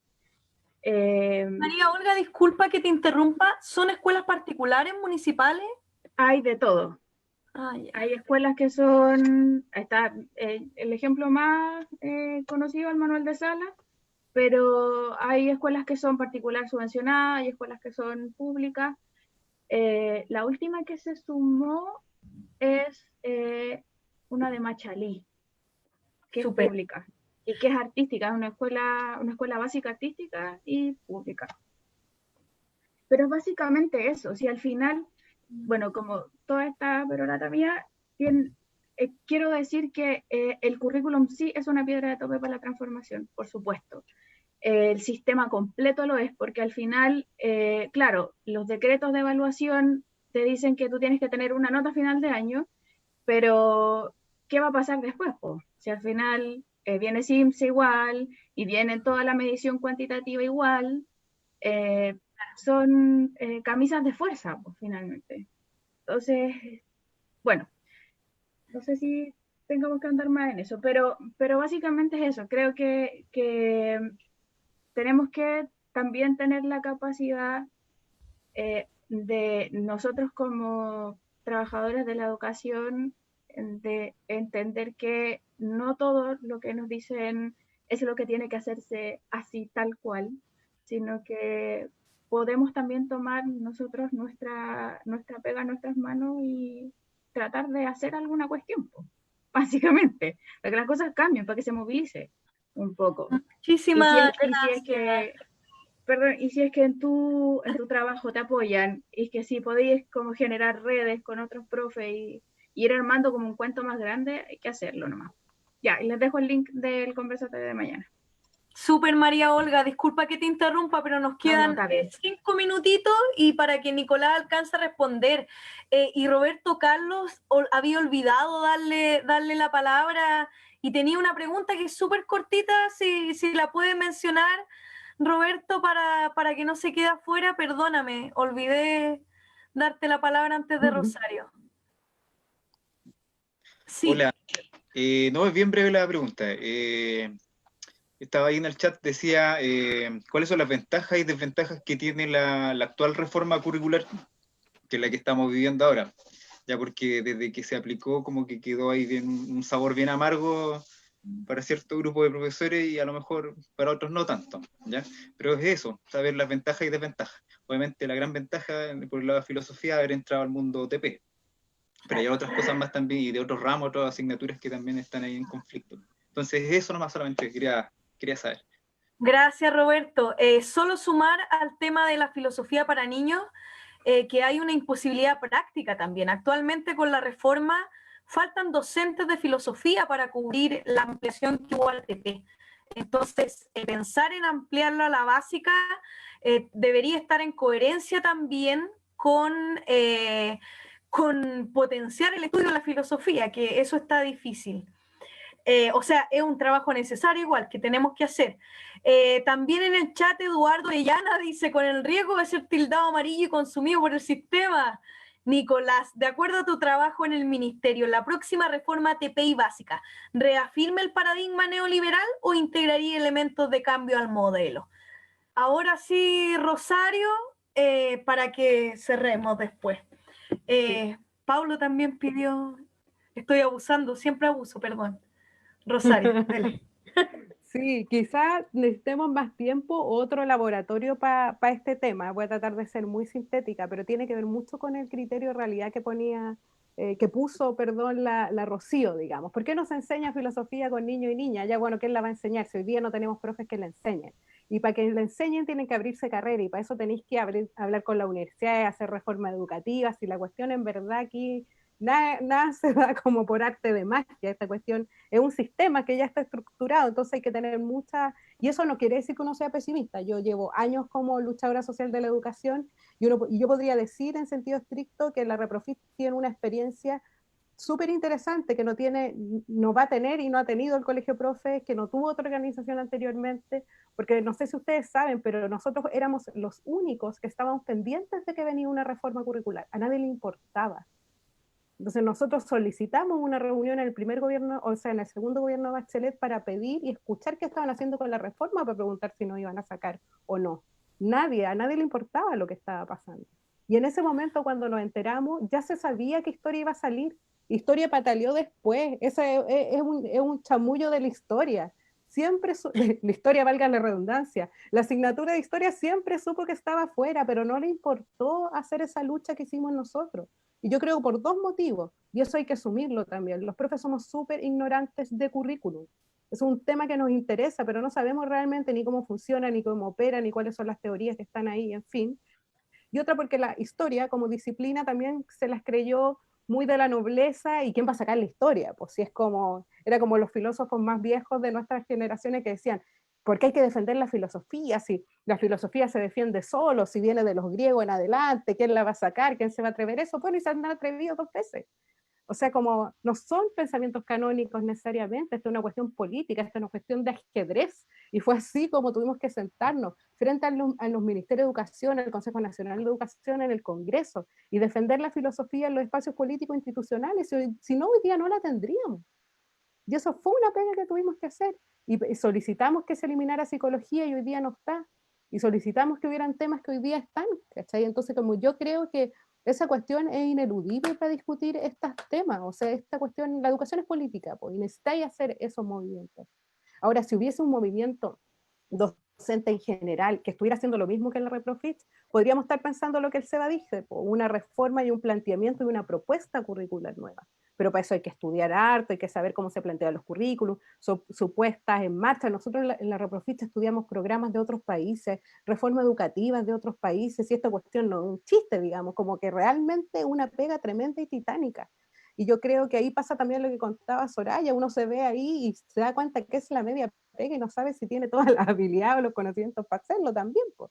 O sea, es difícil escribir. Nosotros hicimos consultas por Google Form donde le preguntábamos a nuestro colega de filosofía qué querían que tuviera los programas, y no siempre respondían y no todos participaban, y los citábamos a reuniones, o sea, en serio que esta es un tema súper estructural, y por ende necesita una pega súper larga, y nosotros estamos hoy día con el ramo ahí, no tenemos profes suficientes para que lo hagan, entonces la próxima reforma nos van a decir, ¿y para qué quieren filosofía si no hay profe? O sea, está todo puesto ahí en una lucha constante que hay que tenerle un seguimiento, y que nosotras queremos, por ejemplo, terminar y presentar nuestros propios programas y todavía no podemos, porque no hemos podido hacerlo. Y ahí yo creo ¿qué pasa? Yo, María Olga, trabajé las tardes, hice esos programas con mis compañeras de esa época, digamos, que era la alternativa religión, lo fuimos presentando así, pero por ejemplo está en Recoleta, que tienen filosofía desde la primera infancia, ese es un ejemplo claro, de educación pública. Pero también yo creo que ahí era interesante la pregunta que hacía la Rocío a la María Olga.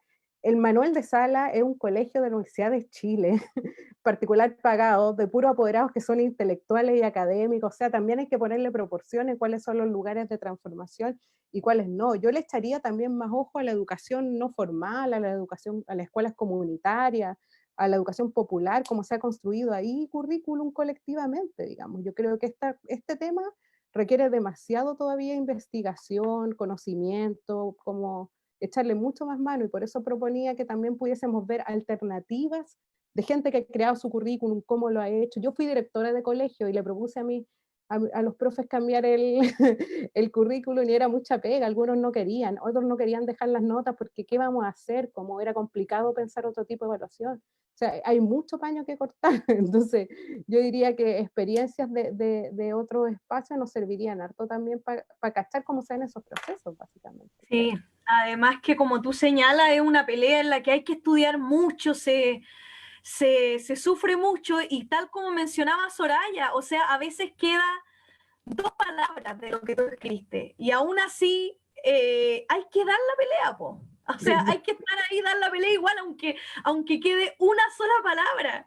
Entonces, quizá el movimiento docente ha estado siempre mucho acá en la lógica de la demanda, como queremos tal cosa, y claro, el desafío es que generar contrapropuestas capaces de disputarse también a los mismos niveles, po. Pero claro, es súper difícil también por las condiciones prácticas que mencionara acá todos, pues tiempo y los paradigmas que están instalados. Paulo, disculpa, te doy el audio y cerramos. Sí, hola, buenas, cortito, bien breve. A propósito de lo que mencionaba recién Rosario, que creo que es interesante ella como directora, porque iba a hacer una crítica a los directores, pero la excluyo por su experiencia, porque creo que uno No, de ya no los... soy directora, dale Bueno, nomás. Renuncié. Ay, pero espérate, solo quiero hacer un paréntesis. Me di cuenta que por sobre los expenedores y otros espacios no podéis transformar la educación. O sea, yo renuncié porque ni siquiera ser directora me permitía cambiar las cosas. O sea, realmente la educación neoliberal es un hueso duro de roer. Claro, porque, bueno, en función de lo mismo, lamentablemente quienes los sujetos que terminan siendo directores, ¿cierto? Terminan invistiéndose con esta protección del sistema también, porque a su vez están protegiéndose a sí mismos y terminan protegiendo al sistema, por lo tanto nosotros como profesores es muy difícil penetrar en este tema de lo que sería la configuración del currículo y la apropiación, porque lamentablemente tenemos que estar organizándonos en espacios extralaborales, ¿cierto? En la noche, aprovechando la época de pandemia para poder quizás ampliar un poquito más la discusión, cosa que en un contexto normal quizás podría no llegar a ocurrir o la participación sería un poquito más reducida. Y claro, y existen pocos directores también que se atreven y si lo hacen terminan viéndose excluidos por este mismo sistema, lamentablemente. Y tocando otro punto que delante hablaban también del diseño curricular, creo que importante, yo disiento un poquito con lo que señalaba Pía, delante de la involucración, ¿cierto?, de la comunidad completa, porque creo que, y tomando un poquito de esta construcción contextual del currículo, la importancia de vincular a la comunidad y quizás generar currículos locales. Chile es un país tremendamente extenso, tenemos ecosistemas muy diversos, cultura diversa y todo es muy diverso dependiendo del punto en el cual nos encontremos. Por lo tanto, tener un currículum, ¿cierto?, tan fijo para toda la comunidad en su extensión nacional, creo que termina centralizándose demasiado lo que se puede estar trabajando y depende estrictamente del profesor o profesora, que es lo que se pueda ver en esta contextualización curricular, sino que creo que sería interesante una participación de las comunidades locales a nivel territorial para configurar un elemento arista, ¿cierto?, a partir de un elemento de la columna vertebral curricular para la configuración del mismo. Y finalmente una pregunta para Nicolás, no sé si la alcance a responder, pero si las decisiones que se toman en la construcción de los currículum, ¿existen marcos estadísticos que los terminen validando? Porque generalmente se trabaja bajo elementos, ¿cierto?, de investigación teórica o elementos muy técnicos, pero si se toman decisiones, por ejemplo, en determinado tipo de contenido o necesidades de trabajar en función de evidencia. Soy profe de biología, perdón, por eso un poquito científico en esto. Porque, por ejemplo, ¿por qué enseñar a leer a los 6 y no a los 7 cuando el cerebro está mucho más maduro? Lo dejo por ahí. Muchísimas gracias, Pablo. Creo que no, y se agradece que seas profesor de biología. Hemos tenido buena experiencia hasta el momento con los profesores de biología. Así que le doy la palabra a Nicolás para que pueda concluir de algún modo este debate, pero también dejarlo abierto, ¿cierto? Más bien cerrar el laboratorio. No, claro, este es un debate que va a estar abierto mucho tiempo. Yo creo que es sumamente rico, hay muchas perspectivas que se pueden dar, me parece sumamente valioso los aportes que se han dado. Y solamente compartir algunas reflexiones respecto a lo que alcancé como a anotar respecto a lo que se dijo.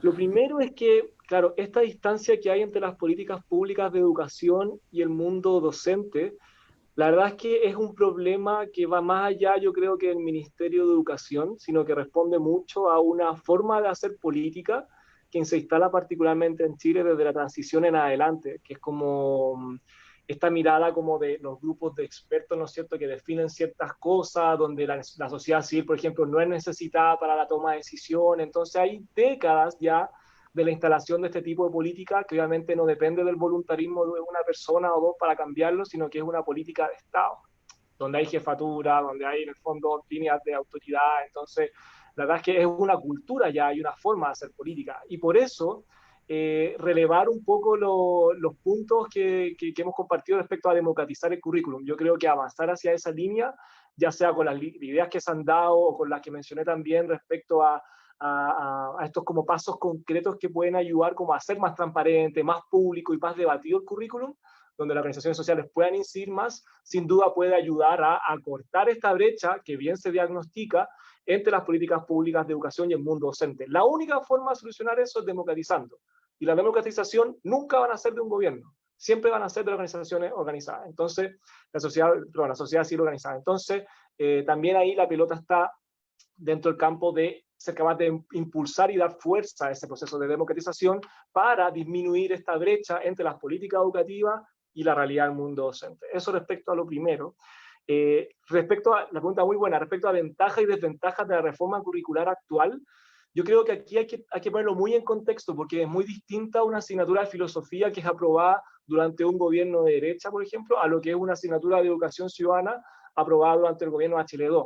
Aunque desde afuera se puede ver como que en verdad son lo mismo y un poco como lo que uno como que siempre ve como muy desde afuera. En verdad, a nivel de política interna, muy distintas las formas de desarrollo, la jefatura, todo, la verdad es que varía mucho. Entonces, obviamente, los contextos hacen que ciertos temas, ciertos autores o ciertas problemáticas sean más fáciles de instalar que en otros. Entonces, el gobierno importa. Por eso el tema del Estado también es importante. Y a mi juicio, por lo menos en la asignatura de filosofía actual, considerando el contexto de que fue hecho en un gobierno de derecha, dado que fue rechazado consecutivamente, yo creo que 5 por lo menos veces durante el gobierno Bachelet, es que en el fondo es bastante, como decía alguien ahí, es bastante abierto y bastante flexible el currículum, que alguien lo ponía como que ojalá el currículum fuese así. Yo no sé si siempre tiene que ser así, pero en el caso de filosofía, dado el contexto en que se hizo la elaboración curricular, yo creo que es bueno, pensando en que le da mucha autonomía al docente a la hora de tomar decisiones respecto a cómo trabajar epistemología, a cómo trabajar política, a cómo trabajar ontología, y de esa manera hacerlo más pertinente a su formación docente, a la realidad de los estudiantes, entre otras cosas. Entonces yo creo que esa puede ser como algo como a rescatar, pensando en el contexto curricular de desarrollo, que aquí estas políticas no se pueden pensar sin su contexto, sin las líneas que habían detrás. Entonces, por ejemplo, cuando tú ves el programa de estudio de filosofía y ves el texto y ves que hay una unidad de feminismo, por ejemplo, en ambos documentos, sin duda creo que ahí hay un avance y hay una ventaja que se puede rescatar a propósito de ese proceso de producción curricular, exactamente pensando en el contexto, ¿ya? Así que eso respecto a las desventajas, yo creo que igual la alta flexibilidad igual encarna una desventaja, que es que no te prescribe ciertos temas que son importantes y que obviamente sería importante prescribir. Entonces, como que la flexibilidad tiene esa doble moneda, como que por un lado le da mucha autonomía al docente, pero por otro lado puede dejar temas muy importantes afuera que es importante explicar. Así que, sin duda, ese es un tema que hay que seguir conversando y hay que seguir viéndolo, especialmente pensando en las futuras producciones curriculares. ¿Qué se puede hacer a propósito del momento en que estamos viviendo? Yo creo que esa es una pregunta muy buena y que da para como otra reunión, como de verdad como a meterle cabeza, porque aquí han salido cosas muy interesantes desde no sé, por la realidad de cuántos docentes son, el tema de la universidad, el tema de, en fin, o sea, yo creo que eso, lo que sí es que claro, que hay condiciones para poder justificar de mejor manera la necesidad de la filosofía, por ejemplo. Hay condiciones que antes no había, y yo creo que eso sin duda puede ser un elemento a considerar, pero claro, pero así como cómo avanzar, el qué hacer, me parece que es una pregunta que habría que hacer como en otro espacio, donde en verdad podamos como orientarnos hacia allá y pues, a partir de los objetivos que se definen. Pensamiento crítico, lo que señalaba Leandro, súper importante, se me había olvidado decirlo. La mirada que él tuvo de su curso en el CPIP es la mirada de habilidades cognitivas superiores, que es esta mirada muy como lógico-argumentativa de lo que es el pensamiento crítico y que en el fondo sacan al pensamiento crítico de la praxis. Ahí el pensamiento crítico, en el fondo, la habilidad cognitiva, pasa como a la teoría y tú solamente lees textos, como que fragmentas explicaciones, haces comparaciones, pero nunca haces el nexo entre lo que es la teoría, la argumentación y la práctica concreta. Entonces, el pensamiento crítico, por lo menos como algunas personas lo entendemos, tiene que ver con la capacidad de transformar la realidad. O sea, tú desarrollas pensamiento crítico cuando das herramientas para transformar algo, y esas herramientas tienen que tener un componente tanto teórico como práctico. Si faltan uno de los dos elementos, es un pensamiento crítico cojo, porque igual solo herramientas prácticas sin profundidad conceptual no te permiten hacer cambios profundos tampoco.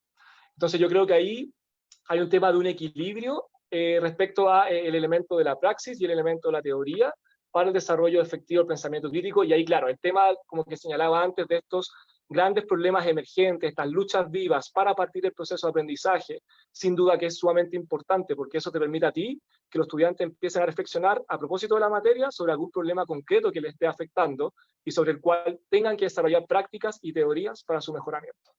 Eso respecto al pensamiento crítico, y por eso me hizo mucho sentido el comentario, porque ese enfoque es el enfoque como, claro, el enfoque como muy teórico, y aquí hay que avanzar hacia un enfoque práctico teórico.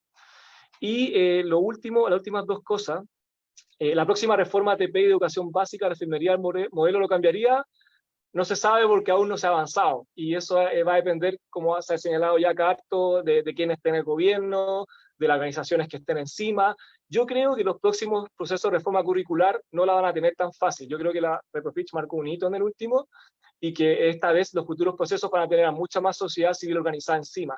Entonces, me imagino que no tendría que caer tanto en la reafirmación del modelo, aunque eso obviamente va a depender del gobierno que esté de turno y de los miradas que tenga el currículum, entre otras cosas. Y respecto a los criterios de construcción curricular, que es una pregunta súper importante, sí se toman elementos de investigación, sí se toman elementos científicos, especialmente respecto al ejemplo que señalaba el compañero de las etapas de aprendizaje. De ahí, por ejemplo, este ejemplo que yo daba de séptimo y octavo básico como dos niveles fundamentales para iniciar el desarrollo de preguntas filosóficas, por ejemplo. Eso sí está, y sí es considerado. Ahora bien, el criterio de selección ya de temas más políticos responde plenamente como del curriculista, y quien corta el queque nunca es el curriculista, sino que es desde arriba. O sea, es el equipo de desarrollo curricular, la jefatura, las personas encargadas como de las líneas políticas. Entonces ahí en el fondo tiene muchos filtros hacia arriba, porque esto es visto en el fondo hasta por el equipo político del ministro. Entonces, a la hora de ver esos temas, es súper complicado, especialmente si eres de asignaturas más importantes. Si eres de historia, si eres de ciencia, si eres de lenguaje, si eres de matemática, la tienes mucho más difícil que si eres de filosofía, porque te tienen mucho más ojo encima, ¿ya? Así que eso para cerrar, y bueno, agradecer las palabras, las reflexiones críticas, muy bienvenidas siempre, así que espero que nos sigamos encontrando en las próximas instancias.